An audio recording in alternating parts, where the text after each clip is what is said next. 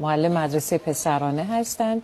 میگن بیشترین مشکل در کلاس درس عدم تمرکز، حتی 3 دقیقه روی اون درسه. این بچه ها تمرکز من میتونم اینو یه خورده درستش بکنم؟ بفرمایید.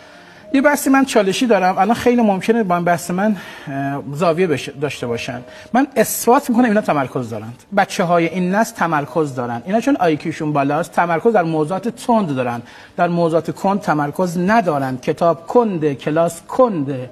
چرا بچه‌های ما یک موسیقی تند و انقدر خوب میخونن؟ مثلا رپ و توش سر هم میخونن چون تنده، ولی حافظ و مولانا کنده. میدونید چی میخوام بگم؟ ببینید یه بازی هایی هست، بازی جنگل اسم نمیبرم، بچه‌ها یا باید هدف تو حرکت بزنید. بس الان بازی دارن انجام میدن، حالا اسمش رو نمیخوام بگم، و با عالی دارن انجام میدن، ولی من یه بازی عادی رو نمیتونم انجام بدم. این بازی بچگانی برای 3 ساله ها رو مثلا از یه مانع باید میپرید، هی میمانه میخوردم تا این مغز دستور بده بیاد به این دسته برسه، گیم اوور میشدم من. من شما میخوایم پیامک بدیم، خودم میگم ما دهه 50 60 گوشی اینجا، عینک اینجا، نگو سلام نوشتیم، فکر می‌کنیم سلام نوشتیم و اینا. وقت دختر 6 هفتم شما تا تشخیص می‌ذاره رو کیبورد 3 صفحه نوشت. این تمرکزی پس چیه؟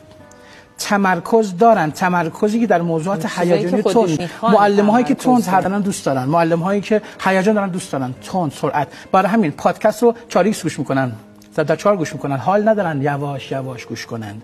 پس تمرکز در موضوعاتی دارن که از لحاظ ما فکر می‌کنیم تمرکز نیست.